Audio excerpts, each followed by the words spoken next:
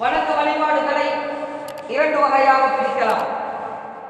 முதலாவது ஹுகூகுல்லாஹ், இரண்டாவது ஹுகூகுல் இபாத்.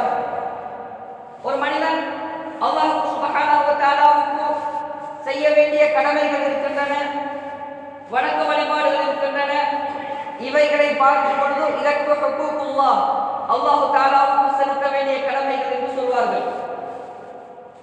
இன்னும் ஒன்று, ஒரு மனிதன் இன்னும் மனிதனுக்கு செய்ய வேண்டிய கடமை, அயல் வீட்டாருக்கு செய்ய வேண்டிய கடமை, பெற்றோர்களுக்கு செய்ய வேண்டிய கடமை, குழந்தைகளுக்கு செய்ய வேண்டிய கடமை, இதே போன்று பிறருக்கு செய்யக்கூடிய கடமைகளுக்கு சொல்வார்கள் ஹுகூகுல் இபாத், அடியார்களுக்கு செய்ய வேண்டிய கடமை. எந்த ஒரு மனிதன் அல்லாஹ் சுப்ஹானஹு வ தஆலாவுக்கு செய்ய வேண்டிய கடமைகளில் தரக்குறைச்சல்கள், தவறுகள் செய்யும் பட்சத்தில் அல்லாஹ் சுப்ஹானஹு வ தஆலா தான் நாடியவர்களை அல்லாஹ் தஆலா மன்னிக்கிறார். இதே போன்று அடியார்களுடைய விடயத்திலே ஒரு மனிதன் தவறு செய்வானேயானால், ஒரு அடியார்களுடைய விடயத்திலே மனிதன் மோசம் செய்வானானால், அநீதம் விளைவான் என்றால் அல்லாஹ் சுப்ஹானஹு வ தஆலா லேசிலே அதில் மன்னிப்பது கிடையாது. யாருக்கு என்ன அநியாயம் செய்தாரோ அந்த மனிதன் மன்னிக்காத வரையில் அல்லாஹ் தஆலா மன்னிக்க மாட்டார். அது பேச்சுவார்த்தையாக இருக்கலாம், அது சொத்துக்களுடைய விடயமாக இருக்கலாம், மானத்துடைய விடயமாக இருக்கலாம். எதுவாக இருந்தாலும் சரி, அந்த மனிதன் மன்னிக்காத வரையில அல்லாஹ் மன்னிக்க மாட்டான். மனிதர்களுக்கு அநியாயம் செய்துவிட்டு, ஏழைகளுக்கு அநியாயம் செய்துவிட்டு இந்த மனிதன் அல்லாஹ் தஆலா தௌபா கேட்டால் அந்த தௌபா ஏற்றுக்கொள்ளப்பட மாட்டாது, அந்த மனிதன் மன்னிக்காத வரையில். கண்ணியமானவர்களே, இவ்வளவு முக்கியமான ஒரு விடயம் தான் அடியார்களுக்கு செய்ய வேண்டிய கடமைகள். அல்லாஹ் தஆலா எங்கள் அனைவரையும் அந்த பாவத்தை விட்டு அல்லாஹ் தஆலா பாதுகாப்பானாக. அல்லாஹ் அடியார்களே, அருமை சகோதரர்களே, இன்றைய குத்பாவிலே அண்டை வீட்டார்களுக்கு நாம் செய்ய வேண்டிய கடமைகள் என்ன, அதனை தவறும் பட்சத்தில் அல்லாஹ் தஆலா என்னென்ன தண்டனைகளை எமக்கு வைத்திருக்கிறான், அவர்கள் குஃபாரம் செய்தால் அல்லாஹ் தஆலா என்னென்ன வாக்குகள் எல்லாம் எமக்கு தந்திருக்கின்றான் என்பதை நாங்கள் கொஞ்சம் கவனிப்போம். நபியுல்லாஹி ஸல்லல்லாஹு அலைஹி வஸல்லம் அவர்கள் சொன்னார்கள், மன் கான யுமினு பில்லாஹி வல் யௌமில் ஆகிர், யார் அல்லாஹ்வை கொண்டு ஈமான் கொண்டிருக்கிறாரோ, யார் அல்லாஹ்வை கொண்டு ஈமான் கொண்டிருக்கிறாரோ, வல் யௌமில் ஆகிர், மறுமை நாளை கொண்டும் யார் ஈமான் கொண்டிருக்கின்றாரோ, பலிக்கும் ஜாரம், அவர் தனது பக்கத்து வீட்டாரை கண்ணியமான முறையில் நடந்து கொள்ளட்டும், தனது பக்கத்து வீட்டாரை கண்ணியமாக நடத்தட்டும், அவருடன் கண்ணியமான முறையில் நடந்து கொள்ளட்டும். அது பேச்சுவார்த்தைகளாக இருக்கலாம், கொடுக்கல் வாங்கலாக இருக்கலாம், நடத்தைகளாக இருக்கலாம், எதுவாக இருந்தாலும் நல்ல முறையில் நடந்து கொள்ளட்டும் என்று நபியுல்லாஹி ஸல்லல்லாஹு அலைஹி வஸல்லம் அவர்கள் சொல்லி தந்திருக்கின்றார்கள். அல்லாஹ்வின் அடியார்களே, அருமை சகோதரர்களே, இங்கு நாங்கள் ஒரு விடயத்தை கவனிக்க வேண்டும்.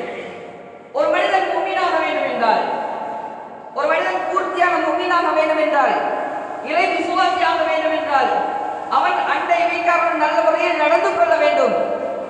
அண்டை வீட்டாருடன் நடந்து கொள்வதை, நல்ல முறையில் நடந்து கொள்வதை ரசூலுல்லாஹி ஸல்லல்லாஹு அலைஹி வஸல்லம் அவர்கள் ஈமானின் ஒரு பகுதியாக ஆக்கியிருக்கிறார்கள்.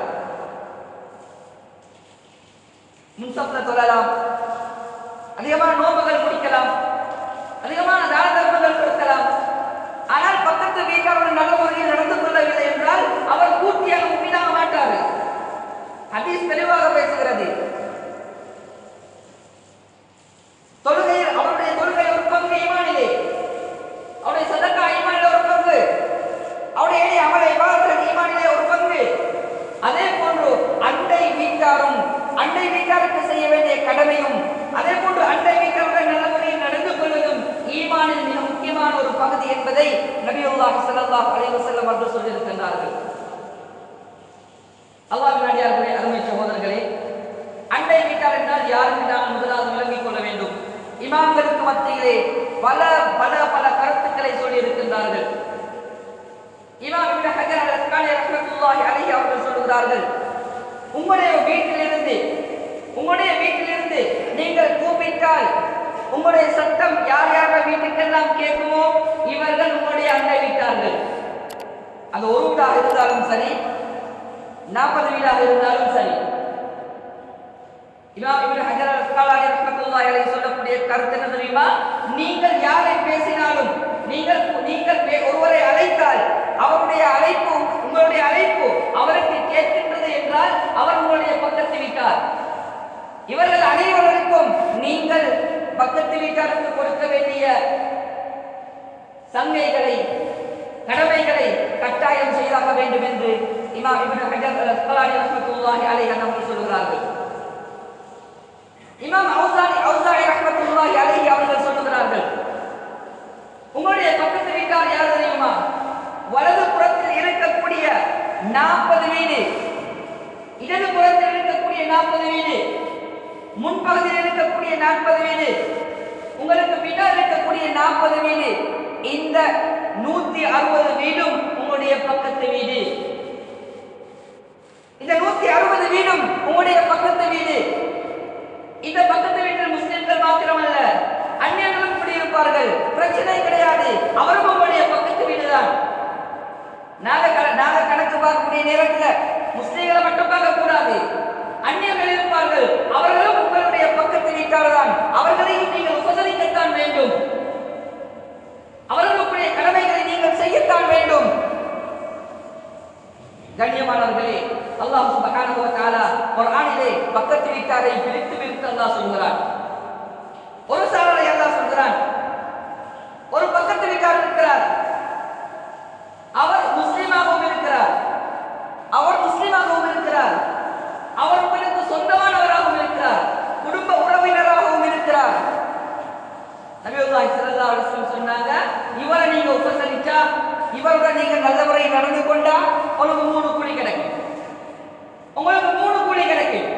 ஒன்று, உங்களுடைய பக்கத்து வீட்டாரை உபசரித்ததன் காரணமாக அண்டை வீட்டாரை உபசரித்ததன் கூலி கிடைக்கும்.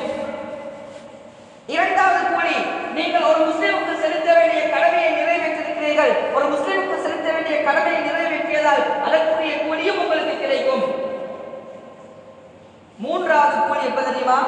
உங்களுடைய குடும்ப உறவை நீங்கள் சேர்ந்து வாழ்ந்திருக்கிறீர்கள், அதன் காரணமாக அதனுடைய கூலியும் உங்களுக்கு கிடைக்கும். இரண்டாவது ஒரு பக்கத்து வீட்டார் இருக்கிறார், அவரை உபசரித்தால் 2 கூலி கிடைக்கும். அவர் ஒரு முஸ்லிமான சகோதரர் பக்கத்து வீட்டில் இருக்கிறார், இவரை உபசரித்தால் ஒரு முஸ்லிமுக்கு செலுத்த வேண்டிய கடமையை நிறைவேற்றிய கூலி கிடைக்கும் உங்களுக்கு. பக்கத்து வீட்டாருக்கு செலுத்த வேண்டிய கடமையை நிறைவேற்றிய கூலியும் உங்களுக்கு கிடைக்கும். சுப்ஹானல்லாஹ். மூன்றாவது யார் தெரியுமா? உங்களுடைய பக்கத்து வீட்டார் ஒரு அந்நியராக இருக்கிறார், மாற்று மத சகோதரராக இருக்கிறார். நீங்கள் அவருடன் உபகாரம் செய்தால், அவர்களுக்கு உபகாரம் செய்தால், அவருடன் நல்ல முறையில் நடந்து கொண்டால், உங்களுடைய பக்கத்து வீட்டாருடன் நல்ல முறையில் நடந்து கொண்ட கூலி உங்களுக்கு கிடைக்கும் என்று சொன்னார்கள் ஸல்லல்லாஹு அலைஹி வஸல்லம். கண்ணியமானவர்களே, அவன் கொஞ்சம் வசதியா இருந்தா கொஞ்சம் நல்லா கவனிப்பு, கொஞ்சம் ஏழையாக இருந்தா கவனிக்கிறது கொஞ்சம் குறைவுதான். எங்கட ஃபங்க்ஷனருக்கு கூட்டிக் கொண்டு போவது கொஞ்சம் குறைவுதான். கண்ணியமானவர்களே, நபியுல்லாஹி ஸல்லல்லாஹு அலைஹி வஸல்லம் அவர்கள் சொன்னார்கள், அப்துல்லாஹ் பின் உமர் রাদিয়াল্লাহு அன்ஹு அவர்கள் அறிவிக்கிறார்கள், கைருல் அஸ்ஹாபி, தோழமை கொள்வதில் மிகவும் சிறந்தவர் யார் தெரியுமா? தோழமை கொள்பவர்களிலே மிகவும் சிறந்தவர் யார் தெரியுமா? கைருஹும் லிஸாஹிபிஹி, உங்களுடைய நண்பர்களுடன் நல்ல முறையில் நீங்கள் யாருடன் தோழமை கொள்கிறீர்களோ அவர்களுடன் நல்ல முறையில் நடந்து கொள்கிறீர்களே, இவர்கள் தான் மிகவும் சிறந்தவர் என்று நபியுல்லாஹி ஸல்லல்லாஹு அலைஹி வஸல்லம் சொன்னாங்க. நபியுடைய ஹதீஸ் வருகிறது, நண்பர்களில் மிகவும் சிறந்தவர், தோழமை கொள்பவர்கள் மிகவும் சிறந்தவர் அல்லாஹ்விடத்திலே யார் தெரியுமா? அவர்தான் நீங்கள் உங்களுடன் தோழமை கொள்பவர்களே மிகவும் நல்லவராக இருக்கிறாரே, உபகாரம் செய்யக்கூடியவராக இருக்கிறாரே, கண்ணியமான முறையில் நடந்து கொள்கிறாரே, இவர்தான் சிறந்தவர் என்று நபியுல்லாஹி ஸல்லல்லாஹு அலைஹி வஸல்லம் சொன்னாங்க ஹதீஸ்ல. உங்களோட பக்கத்து வீட்டார்ல அல்லாஹ் தஆலாவுக்கு மிகவும் சிறந்தவர் யார் தெரியுமா? அல்லாஹ் தஆலாவுக்கு மிகவும் சிறந்தவர் யார் தெரியுமா? நீங்கள் உங்கள் பக்கத்து வீட்டாருடன் நல்ல முறையில் நடந்து கொள்கிறீர்களே, நீங்கள் நீங்கள் தான் மிகவும் சிறந்தவர்கள் என்று சொன்னார்கள் ஸல்லல்லாஹு அலைஹி வஸல்லம். கண்ணியமானவர்களே, அல்லாஹ் தஆலாவிடத்தில் இடம் கிடைக்கணுமா? அல்லாஹ் தஆலாவிடத்தில் நானும் நீங்களும் சிறந்தவராக இருக்கணுமா? அல்லாஹ் தஆலாவிடத்தில் நானும் நீங்களும் கண்ணியமானவராக இருக்கணுமா? நல்ல முறையில் தோழமை கொள்பவர்களில் மிகவும் சிறந்தவராக நாங்கள் இருக்க வேண்டும். பக்கத்து வீட்டவர்கள் நல்ல முறையில் நாங்கள் நடந்து கொள்ள வேண்டும். நடந்து கொண்டால் அல்லாஹ் தஆலாவிடத்தில் நெருக்கம் கிடைக்கும். அல்லாஹ் தஆலாவிடத்தில் நாங்கள் சிறந்தவராக மாறுவோம் என்பதில் எந்த விதமான சந்தேகமும் கிடையாது. கண்ணியமானவர்களே, எந்த அளவுக்கு இஸ்லாம் வலியுறுத்தி இருக்கிறது என்றால், ஒரு தடவை ஹஜ்ரத் ரசூலுல்லாஹி ஸல்லல்லாஹு அலைஹி வஸல்லம் அவர்களிடத்திலே ஜிப்ரீல் அலைஹிஸ்ஸலாத்து வஸ்ஸலாம் அவர்கள் வந்து உபதேசம் செய்கிறார்கள். செய்துவிட்டு அவர்கள் சென்று விட்டார்கள். சஹாபாக்களிடத்திலே ரசூலுல்லாஹி ஸல்லல்லாஹு அலைஹி வஸல்லம் கேட்டார்கள், வந்தது யார் தெரியுமா? வந்தது யார் தெரியுமா என்று கேட்டார்கள்.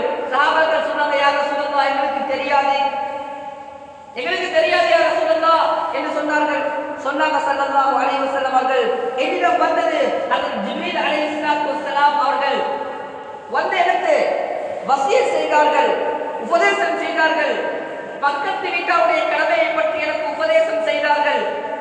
எந்த அளவுக்கு நான் எண்ணினேன் என்றால், எங்களுடைய வராசத்து சொத்திலே அவர்களும் பங்குதாரிகளாக மாறுவார்களோ தெரியாது என்று எண்ணும் அளவுக்கு பக்கத்து வீட்டாரை பற்றி ஹஜ்ரத் ஜிப்ரீல் அலைஹிஸ்ஸலாத்து வஸ்ஸலாம் அவர்கள் எனக்கு வசியத் செய்தார்கள் என்ற விடயத்தை ஹஜ்ரத் ரசூலுல்லாஹி ஸல்லல்லாஹு அலைஹி வஸல்லம் அவர்கள் சொல்லியிருக்கிறார்கள்.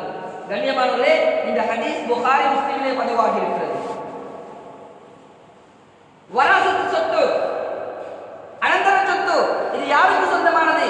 ஒரு கணவன் மரணித்தால் மனைவி பிள்ளைகளுக்கு தான் சொந்தமானது, குடும்ப நாரதமிமார்களுக்கு சொந்தமானது, குடும்பத்தாருடன் சொந்தப்பட்டது. கண்ணியமானவர்களே, ஆனா நபி ஸல்லல்லாஹு அலைஹி வஸல்லம் அவர்கள் யோசித்தார்கள், இவர்கள் இதிலும் பங்கு கொள்வார்களோ தெரியாது என்று எண்ணும் அளவுக்கு பக்கத்து வீட்டாருடைய கடமைகளை பற்றி நபியுல்லாஹி ஸல்லல்லாஹு அலைஹி வஸல்லம் அவர்கள் சொல்லியிருக்கிறார்கள். கண்ணியமானவர்களே, நானும் நீங்களும் இன்றைக்கு எவ்வளவு அலட்சியமாக இருக்கிறோம், நானும் நீங்களும் எவ்வளவு அலட்சியமாக இருக்கிறோம், கணக்கெடுக்கிறோமா? கண்ணியமானவர்களே, அண்டை வீட்டார்களை கண்ணியமான முறையில் நடந்து கொள்கிறோமா? அவருடைய கடமைகளை நிறைவேற்றி கொடுக்கின்றோமா? அவர்களுக்கு ஏதேனும் ஒன்றால் நாங்கள் அவர்களை கவனிக்கின்றோமா? கொஞ்சம் சிந்தித்து பார்க்க கடமைப்பட்டிருக்கின்றோம். இமாம்கள் பக்கத்து வீட்டாருடைய கடமைகளை பற்றி நிறையவே எழுதியிருக்கிறார்கள், நிறையவே எழுதியிருக்கிறார்கள். கண்ணியமானவர்களே, முதலாவது விடயம் சொல்கிறார்கள், அவர்களுக்கு ஏதாவது கஷ்டம் ஏற்பட்டால், அவர்கள் உங்களிடத்திலே வந்து ஏதேனும் கடன் கேட்டால், ஏதேனும் ஒரு பணமோ அல்லது ஏதேனும் ஒன்றை கடனாக கேட்டால், அவர்களுக்கு அதனை கொடுப்பது உங்களுடைய கடமை என்று சொல்கிறார்கள். அதனை கொடுப்பது உங்களுடைய கடமை என்று சொல்கிறார்கள். அதே போன்று அவர்களுக்கு பிரச்சனை, அவர்களுக்கு கஷ்டம், அவருடைய தொழிலில் ஏதும் பிரச்சனை, அவருடைய வருமானத்தில் ஏதும் பிரச்சனை, அவர்களுக்கு ஏதோ ஒரு பிரச்சனையில் இருக்கிறார்கள் என்று உங்களுக்கு தெரிந்தால் அவருடைய பிரச்சனைகளுக்கு உதவி செய்வது உங்களுடைய கடமை என்று சொல்கிறார்கள். கண்ணியமானவர்களே, நாங்கள் எல்லாம் யோசிக்கிறது எப்படி தெரியுமா? ஒருவருக்கு கஷ்டம் வந்தா, பக்கத்து வீட்டாருக்கு கஷ்டம் வந்தா நாங்கள் எப்படி தெரியுமா யோசிக்கிறது? எங்களுக்கு செஞ்சானே பட்டிருக்கிறான், இப்படி எல்லாம் நடந்தானே, அல்லாஹ் அதுக்குரிய கூலிதான் கொடுக்கிறான். கண்ணியமானவர்களே, நன்றாக ஒரு விடயத்தை நானும் நீங்களும் விலகிக் கொள்ள வேண்டும். மனிதன் உலகத்திலே செய்யக்கூடிய தவறுகள் அனைத்துக்கும் அல்லாஹ் ஒரே அடியாக தண்டனை கொடுப்பது கிடையாது. இன்னைக்கு ஒரு மனிதன் செய்யக்கூடிய தவறுக்கு அல்லாஹ் தண்டனை கொடுப்பான் என்றால், நபி அல்லாஹ் தஆலா குர்ஆனிலே சொல்கிறான், லா யுஆஹிதுல்லாஹு الناس بظلمهم بما كسبوا ما ترك على ظهرها من دابة. ஒரு மனிதன் செய்யக்கூடிய குற்றம் எல்லாத்துக்கும், தவறான விடயங்கள் அனைத்துக்கும் அல்லாஹ் தஆலா குற்றம் பிடித்து தண்டிக்க நினைத்தால், மா தரக அலா ظهرها من دابة, உலகத்திலே எந்த ஒரு பூச்சி புழுக்கள் கூட இருக்க மாட்டாது, அல்லாஹ் அனைத்தையும் அழித்திருப்பான். கண்ணியமானவர்களே, நன்றாக விளங்கிக் கொள்ள வேண்டும். ஒருவருக்கு கஷ்டம் வருகிறது, ஒருவருக்கு பிரச்சனை வருகிறது என்றால் அவர் செய்த பாவத்துக்கு மட்டும் வரக்கூடியதல்ல. சில சமயத்திலே அல்லாஹ் அவரை சோதிக்கலாம், அந்த சோதனையின் மூலமாக கூட வரலாம். அல்லாஹ் அவரை பரிசுத்தப்படுத்துவதற்காக வேண்டி அல்லாஹ் அவரை சோதித்திருக்கலாம். நாங்க நினைச்சு கொள்ளக்கூடாது அல்லாஹ் தஆலா இவருக்கு நல்ல சொத்து செல்வத்தை கொடுத்திருக்கிறானே, அல்லாஹ் அவரை கண்ணியப்படுத்தி இருக்கிறான், எங்களுக்கு சொத்து செல்வத்தை தரலையே, அதனால அல்லாஹ் எங்களை கேவலப்படுத்தி இருக்கிறான் என்று யோசிக்க கூடாது. சொத்து செல்வத்தால் அல்லாஹ் தஆலா சிறந்தவராக முடியாது. ஒருவருக்கு அல்லாஹ் நல்ல அறிவை கொடுத்திருக்கிறான், இவரை பார்த்து அல்லாஹ் இவருக்கு உபகாரம் செய்திருக்கிறான், எனக்கு பாருங்களே ஒன்றுமில்லையே என்று நாங்கள் யோசிக்க கூடாது. ஒவ்வொருவருக்கும் அல்லாஹ் தஆலா ஒவ்வொரு விதத்திலே சோதனை வைத்திருக்கிறான். ஒருவருக்கு அல்லாஹ் தஆலா சொத்து செல்வத்தை கொடுத்து சோதிக்கிறான், ஒருவருக்கு அல்லாஹ் தஆலா சொத்து செல்வத்தை குறைத்து கொடுத்து அல்லாஹ் சோதிக்கிறான். அல்லாஹ் பார்க்கிறது எந்த சந்தர்ப்பத்திலும் என்னை யார் பொருந்திக் கொள்கிறார்கள் என்பதை தான் அல்லாஹ் பார்க்கிறான். அது யாருடைய கெட்டித்தனமும் அல்ல, அது யாருடைய கெட்டித்தனமும் அல்ல. கண்ணியமானவர்களே, அவர் வசதியாக இருக்கிறாரு, அவர் செல்வ செழிப்போடு இருக்கிறாரு, இது ஒரு பெரிய விஷயம் அல்ல. அல்லாஹ் கொடுத்திருக்கிறான். நஹ்னு கஸம்னா பைனஹும் மஈஷத்தஹும் ஃபில் ஹயாத்தித் துன்யா. நாங்கள் தான் உலகத்திலே இருக்கக்கூடிய சொத்து செல்வங்களை எல்லாம் பங்கிட்டு கொடுத்திருக்கிறோம். ஒருவரை விட ஒருவரை நாங்கள் உயர்த்தி வைத்திருக்கிறோம் என்று அல்லாஹ் தஆலா சொல்கிறான். கண்ணியமானவர்களே, நாங்கள் எமது பக்கத்து வீட்டாருடன் நல்ல முறையில் நடந்து கொள்ள வேண்டும். அவர்களுக்கு ஏதும் தேவை ஏற்பட்டால், அவர்களுக்கு ஏதும் பிரச்சனை ஏற்பட்டால், அவர்களுக்கு ஏதேனும் சிரமங்கள் ஏற்பட்டால் அவர்களுக்கு நாங்கள் ஓடோடி சென்று அவர்களுக்கு நாங்கள் உதவி செய்வதற்கு கடமைப்பட்டிருக்கின்றோம். கண்ணியமானவர்களே, இரண்டாவது விடயமாக சொல்கிறார்கள், அவர்கள் நோயுற்றால் நோய் விசாரிக்க செல்ல வேண்டும். அவர்கள் நோயுற்றால் நோய் விசாரிக்க செல்ல வேண்டும். நபியுல்லாஹி ஸல்லல்லாஹு அலைஹி வஸல்லம் அவர்கள் நோயாளியை நோய் விசாரிப்பதை பற்றி நிறைய ஹதீஸ்களிலே சொல்லி இருக்கிறார்கள். ஆனால் பக்கத்து வீட்டார் நோயுற்றால் நோயை விசாரிக்க செல்வது கட்டாய கடமை. பக்கத்து வீட்டாருக்கு செலுத்த வேண்டிய கடமைகளில் ஒன்றுதான் ஒருவர் நோயுற்றால் அவருடைய நோய் விசாரிக்க செல்ல வேண்டும். அதோட சேர்த்து சொல்றாங்க, அவங்களோட ஃபேமிலி விஷயங்களை கொஞ்சம் நாங்க தஃபக்குத் பண்ண வேண்டும். என்ன நலவு இருக்குது, என்ன நஷ்டம் இருக்குது, அவர்களுக்கு ஏதும் தேவை இருக்கிறதா, அவர்களுக்கு ஏதும் என்னென்ன தேவை இருக்கிறது, அவர்கள் எல்லாம் சரியாக இருக்கிறார்களா என்று நாங்கள் கொஞ்சம் பார்க்க வேண்டும். தேவைப்படும் பட்சத்திலே உதவி செய்வதற்காக வேண்டி, குறை தேடுவதற்காக வேண்டிய அல்ல. தேவைப்படும் பட்சத்திலே ஒரு வீட்டிலே வீட்டுடைய தலைவன் நோயுற்றால் அந்த குடும்பம் சிரமம் ஏற்படும், அந்த குடும்பத்துக்கு சிரமம் ஏற்படும். இது உலக நியதி. பக்கத்து வீட்டாராகிய நானும் நீங்களும் அவர்களுக்கு உதவி செய்வது எங்களுடைய கடமை என்று நாங்கள் விலகிக் கொள்ள கடமைப்பட்டிருக்கின்றோம். அதே போன்று இமாம்கள் சொல்றாங்க, பக்கத்து வீட்டாருக்கு செலுத்த வேண்டிய கடமைகள் ஒன்று எப்படின்னா, அவர்களுடைய சுக துக்கங்களிலே கலந்து கொள்ள வேண்டும். அவர்களுடைய சுக துக்கங்களிலே கலந்து கொள்ள வேண்டும். சந்தோஷமாக இருக்கக்கூடிய நேரத்தில் மாத்திரம் குடும்பம், பக்கத்து வீட்டார் உறவு கொண்டாடுகிறோம். ஆனால் அவர்களுக்கு ஏதும் கஷ்டம் வந்தால், அவர்களுக்கு ஏதும் சிரமம் வந்தால், கண்ணியமானவர்களே, உலகத்திலே பார்க்கிறோம், ஒருவர் கொஞ்சம் நல்ல ஒரு இடத்துல இருந்தா அவருக்கு பின்னால் எத்தனையோ பேர் இருப்பாங்க, அவர்கிட்ட பேச்சு எத்தனையோ பேர் கேட்பாங்க. கொஞ்சம் அவர் டவுன் ஆகிட்டா, அவர் விழுந்துட்டாண்டா, யாரெல்லாம் பக்கத்தில் இருந்தாங்களோ யாரும் இருக்க மாட்டாங்க, சமூகத்தை வெளியெல்லாம் மதிக்க மாட்டாங்க. சொல்லுவாங்க, இவர் முந்தைய ஒரு காலம் நல்ல இதரப்பா, இப்ப பாருங்க பிடிக்கிறார். இதுதான் சமூகம் பேசும். கண்ணியமானவர்களே, இதெல்லாம் சமூகம் பேசும். ஆனால் இஸ்லாம் வழிகாட்டுகிறது, ஒரு அண்டை வீட்டானுடைய சந்தோஷத்திலும் நாங்கள் பங்கு கொள்ள வேண்டும், அவருடைய துக்கத்திலே நாங்கள் பங்கு கொள்ள வேண்டும். கண்ணியமானவர்களே, உண்மையான அன்பு எப்ப தெரியுமா இருக்கும்? சந்தோஷமாக இருக்கக்கூடிய நேரத்திலே உறவு கொண்டாடுகிறார்களே, இவர்கள் அல்ல. இவர்களுக்கு உண்மையான அன்பு இருக்காது. தன்னுடைய வசதியை பார்த்து சொந்தம் கொண்டாடுகிறார்களே, இவர்களுக்கு இருக்காது. யார் தனது கவலைகளிலும் கஷ்டத்திலும் சிரமமான சந்தர்ப்பத்திலும் எங்களுடன் தோழமை கொண்டு எங்களுடன் நல்ல முறையில் நடந்து கொள்கிறார்களோ இவர்களுக்கு தான் உண்மையான அன்பு இருக்கும் என்பதை நாம் நீங்கள் விலகிக் கொள்ள கடமைப்பட்டிருக்கின்றோம்.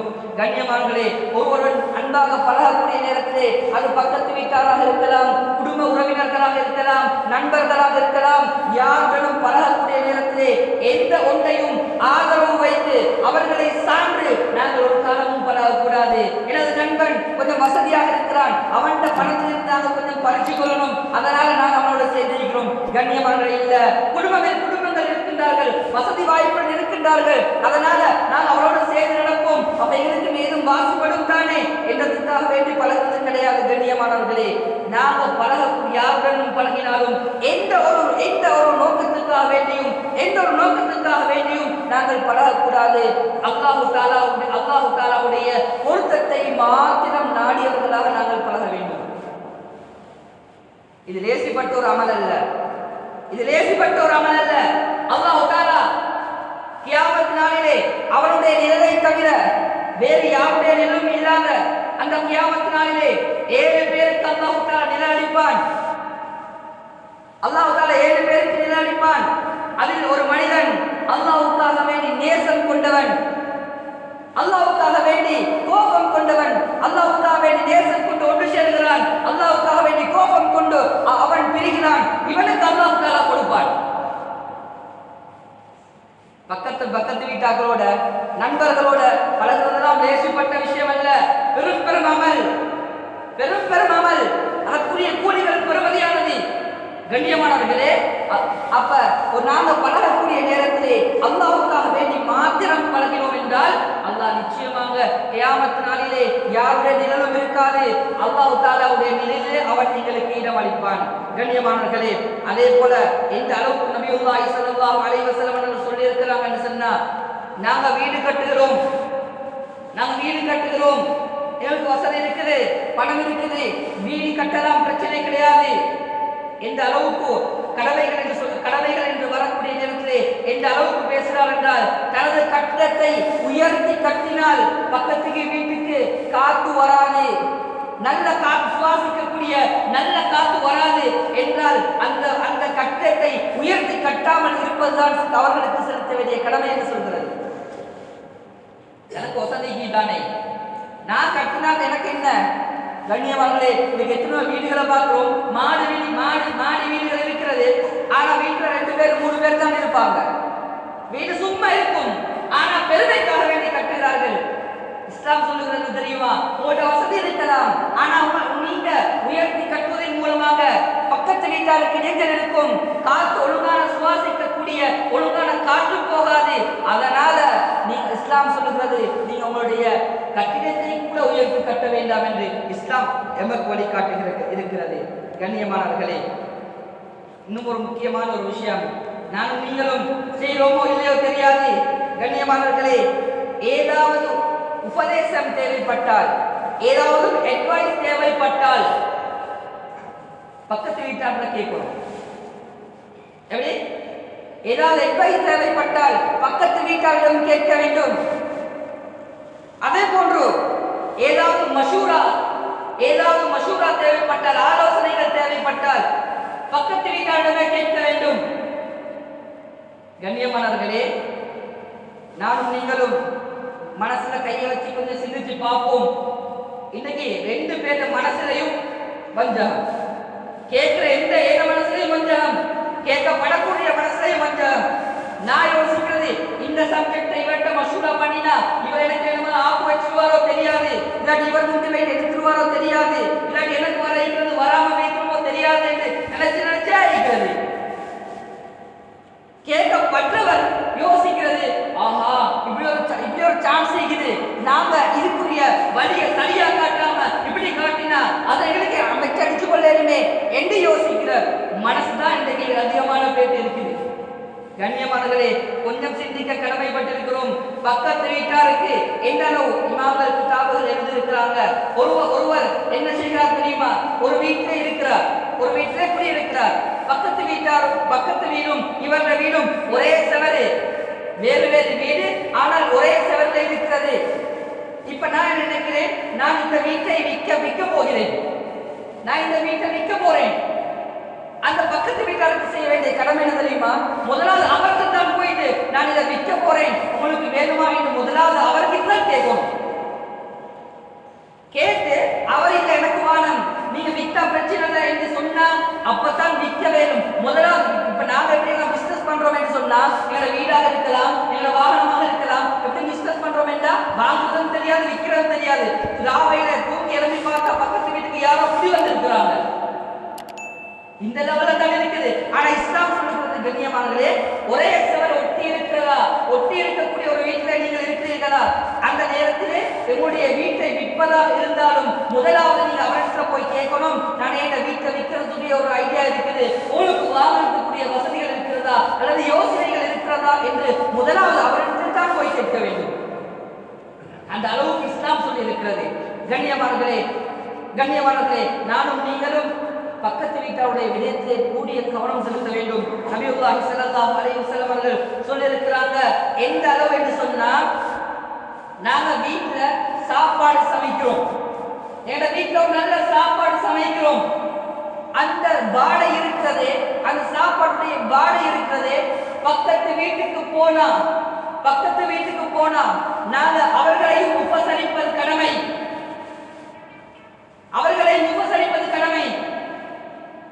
நாங்க நல்லா சமைச்சிருக்கிறோம், நல்ல வாசமுள்ள சாப்பாடுகளை சமைத்திருக்கிறோம், பக்கத்து வீட்டாருக்கு வாசனை போயிருக்கிறது, கொடுக்காம சாப்பிட முடியாது.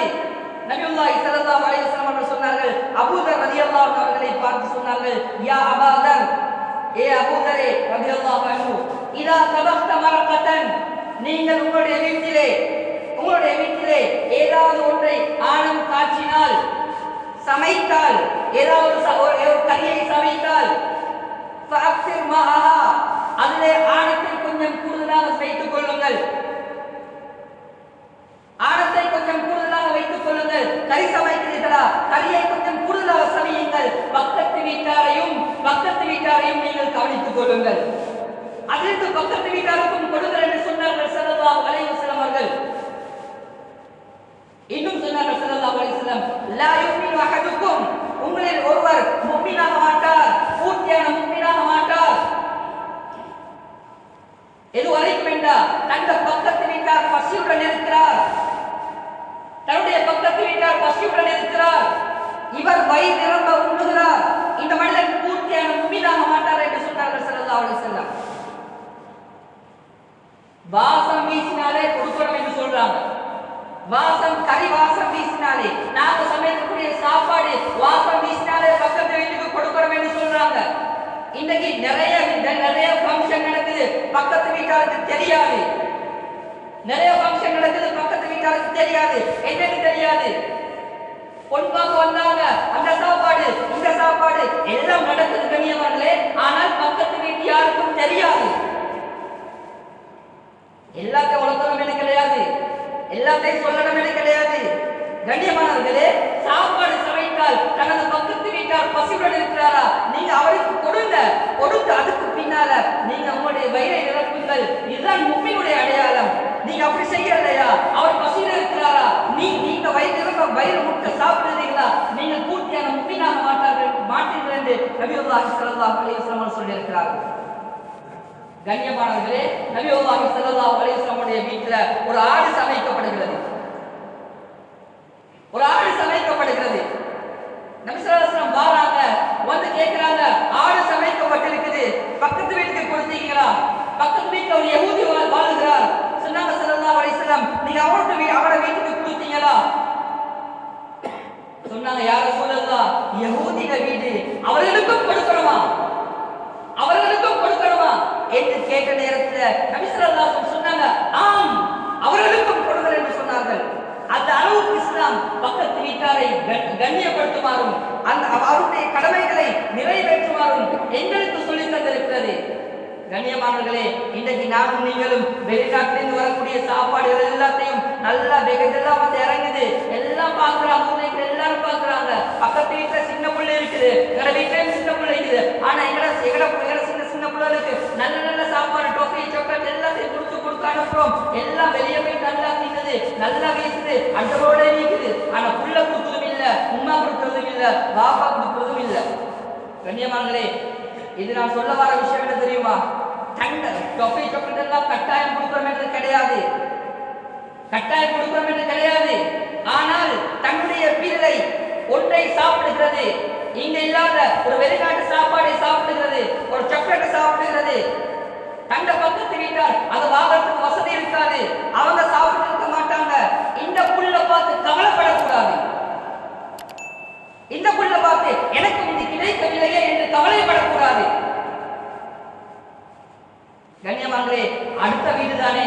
அவங்க அவங்க உழைச்சி சாப்பிடட்டும், அவங்களுக்கு அல்லாஹ் கொடுக்கறத கொடுக்கட்டும். நாங்க எங்களுக்கு அல்லாஹ் தன்னைக்கு அனுபவிக்கிறோம் என்று நாங்க மட்டும் அனுபவிக்க முடியாது, நாங்க மாத்திரம் அனுபவிக்க முடியாது கண்ணியமானவர்களே. அதே போல சொல்லுகிறார்கள், இமாம்கள் சொல்லுகிறார்கள், பக்கத்து வீட்டாருக்காக துஆ செய்ய வேண்டும், பக்கத்து வீட்டாருக்காக வேண்டி துஆ செய்ய வேண்டும். யாராவது செய்வோமா? முதலாவது நாங்க எங்களுக்கே துஆ செய்யறோமா என்று யோசிக்கணும். முதலாவது எங்களுக்கே துஆ செய்யறோமா என்று யோசிக்கணும். தொலைவாரவங்க கூட கூட தனக்கு துஆ செய்யறாங்கன்னு தெரியாது. சலாம் கொடுத்தது வெளியே ஓடியாச்சு, கொஞ்ச நேரம் இருந்து திக்ர் செஞ்சுட்டு கொஞ்சம் துஆவை கேட்டு போமே என்றது கிடையாது. சலாம் கொடுத்தது வெளியே ஓடியாச்சு. பாங்கு சொல்றவங்களை ஷைத்தான் விரண்டு ஓடுறார், சலாம் கொடுத்து மனசை விரண்டு ஓடுறார். கண்ணியமானவர்களே, நாங்க எங்களுக்கு துஆ செய்வதோட சேர்த்து பக்கத்து வீட்டாருக்கும் துஆ செய்வது மிகவும் கடமை. அதே போன்று கண்ணியமானவர்களே, இன்னும் நிறையவே சட்டங்கள், இன்னும் நிறையவே கடமைகள் சொல்லி இருக்கின்றார்கள். எந்த அளவுக்கு என்று சொன்னால், நபியுல்லாஹி ஸல்லல்லாஹு அலைஹி வஸல்லம் அவர்கள் சொன்னார்கள், ஒரு முஸ்லிம் இன்னொரு முஸ்லிமுக்கு செய்ய வேண்டிய கடமைகள் 6 இருக்கிறது. ஒரு முஸ்லிம் இன்னொரு முஸ்லிமுக்கு செய்ய வேண்டிய கடமைகள் 6 இருக்கிறது. ஒன்று, சந்தித்தால் சலாம் சொல்ல வேண்டும். சந்தித்தால் சலாம் சொல்ல வேண்டும். தெரிஞ்சவனுக்கு மட்டுமல்ல, தெரியாதவருக்கும் சலாம் சொல்ல வேண்டும். நபி ஸல்லல்லாஹு அலைஹி வஸல்லம் சொன்னார்கள், நீங்க உங்களுக்கு அறிமுகமானவரா அறிமுகம் இல்லாதவர்களா அனைவருக்கும் நீங்கள் சலாம் சொல்லுங்கள் என்று நபியுல்லாஹி ஸல்லல்லாஹு அலைஹி வஸல்லம் சொல்லி இருக்கிறார்கள். அதே போன்று அவர்கள் உங்களை ஏதாவது ஒரு விருந்துக்கு அழைத்தால் அவருக்கு கட்டாயமாக நீங்கள் விடை கொடுக்க வேண்டும், அவருடைய விருந்தில் நீங்கள் கலந்து கொள்ள வேண்டும் என்று சொன்னார்கள். அதே போன்று 3வது விடயமாக சொன்னார்கள், அவர்கள் ஏதாவது உங்களிடத்திலே உபதேசம் கேட்டால், ஏதாவது அட்வைஸ் கேட்டாங்கன்னு சொன்னா அவர்களுக்கு நீங்க சரியான அட்வைஸை நீங்க கொடுக்கணும். இன்னும் சொன்னாங்க ஸல்லல்லாஹு அலைஹி வஸல்லம் அவர்கள், ஒருவர் தும்மி அல்ஹம்துலில்லாஹ் சொன்னால் யர்ஹம்கல்லாஹ் என்று சொல்வதும் கடமை என்று சொன்னாங்க. எப்படி? பக்கத்துல இருக்கக்கூடியவர் தும்முறாரு, அல்ஹம்துலில்லாஹ் சொல்றாரு, யர்ஹமுக்கல்லாஹ் சொல்வது கடமை என்று ரசூலுல்லாஹி ஸல்லல்லாஹு அலைஹி வஸல்லம் அவர்கள் சொல்லி இருக்கின்றார்கள். கண்ணியமானவர்களே, பக்கத்து வீட்டா நாங்க வீட்டை மட்டும் யோசிக்க கூடாது. குர்ஆன்ல அல்லாஹ் தஆலா இன்னும் ஒரு சொல்றான், வஸ்ஸாஹிபி பில் ஜம்ப் என்று அல்லாஹ் தஆலா சொல்றான். வஸ்ஸாஹிபி பில் ஜம்ப் என்று சொன்னா எங்களுடன் தோழமை கொள்வர்கள், அது எங்களுடைய வேலை செய்யக்கூடிய இடத்திலாக இருக்கலாம், அல்லது எங்களுடைய நண்பர்களாக இருக்கலாம், அல்லது நாங்கள் பஸ்ல பயணம் செய்வோம், பக்கத்து சீட்ல உட்கார்ந்து இருக்கிறாரு, இவராக இருக்கலாம். இவர்களுக்கும் நாங்கள் செலுத்த வேண்டிய கடமைகளை இஸ்லாம் நமக்கு சொல்லி தந்திருக்கிறது. ஒரு சீட் இருக்குது, நல்ல பெரிய சீட், 2 பேருக்கு தான் உட்காரணும். இவர் நல்லா கை கால விரிச்சு போட்டிருக்கிறாரு, பக்கத்துல வாரவர் ஒரு நெருங்கி போய் உட்கார்றாரு. இது அவருக்கு செய்யக்கூடிய துரோகம், அவருக்கு செய்யக்கூடிய அநியாயம். அதற்குரிய தண்டனை நீங்கள் பெற்றுக்கொள்ள வேண்டும். கண்ணியமானவர்களே, அடுத்தது கண்ணியமானவர்களே, நாங்க பஸ்ல போறோம், நாம் பள்ளிக்கு வரோம், பள்ளிக்கு வரக்கூடிய நேரத்துல வாசம் பூசுறது எங்களுக்கு மட்டும் வாசமாக இருக்கணும், பக்கத்துல இருக்கக்கூடியவனுக்கு தொந்தரவாக இருக்கக்கூடாது. சிகரெட்டை குடிச்சிட்டு வரோம், வேற பாவனைகள் பாவிச்சு பள்ளிக்குள்ள வரோம். கண்ணியமானவர்களே, இதை தடை செய்திருக்கிறது மார்க்கம். எந்த அளவுண்டா, பள்ளிக்கு வரக்கூடிய நேரத்திலே வெங்காயம், வெள்ளப்பூடு, இந்த வாசம் வரக்கூடிய சாப்பாடுகளையே சாப்பிட்டு பள்ளிக்கு வரலாம் என்று சொல்லி இருக்கிறது மார்க்கம். அடுத்ததெல்லாம் ஹலாலா? அடுத்ததெல்லாம் செஞ்சுட்டு வரலாமா? மக்களுக்கு நாங்கள் அநியாயம் செய்யலாமா? இது நாங்கள் பலருடைய நண்பர்களுக்கு செய்யக்கூடிய துரோகம், அவர்களுக்கு செய்யக்கூடிய அநியாயம் என்று மார்க்கம் சொல்கிறது. எனவே கண்ணியமானவர்களே, இந்த ஹதீஸை மாத்திரம் சொல்லி முடித்துக் கொள்கிறேன். நபியுல்லாஹி ஸல்லல்லாஹு அலைஹி வஸல்லம் அவர்களிடத்திலே ஒரு பெண்ணை பற்றி நபி ஸல்லல்லாஹு அலைஹி வஸல்லம் அவர்களே ஒரு பெண்ணை பற்றி சஹாபாக்கள் வந்து கேட்கிறார்கள், யா ரசூலல்லாஹ், ஒரு பெண் இருக்கிறாள், யா ரசூலல்லாஹ், ஒரு பெண் இருக்கிறாள், அவள் நல்ல முறையிலே சொல்லுகிறாள், சுன்னத்தான வணக்க வழிபாடுகள் எல்லாம் செய்கிறாள், சுன்னத்தான கொள்கைகள் எல்லாம் சொல்லுகிறாள், ஃபர்தையும் சொல்லுகிறாள், சுன்னத்தையும் சொல்லுகிறாள், சதகாவையும் கொடுக்கிறாள், தேவைப்படக்கூடிய நேரத்தில் அதிகமான சதகாக்களை எல்லாம் கொடுக்கிறாள், அதே போல நோம்பையும் பிடிக்கிறார், ரமலானுடைய மாதத்தில் நோம்பையும் பிடிக்கிறார், சுன்னத்தான என்னென்ன நோம்பு இருக்கிறதோ அத்துணை நோம்புகளையும் பிடிக்கிறார். ஆனா ஒரே ஒரு விஷயம், தன்னை நாவால பக்கத்து வீட்டாருக்கு அநியாயம் செய்யலாம். ஏதால அடிக்கல, குப்பையை கொண்டு போயிட்டு போடல, காணியை பிடிக்கல, குப்பையை கொண்டு போயிட்டு போடல, எங்களை ஊட்ட தண்ணியை குறவு விடல, என்ன செய்யறா? நாவால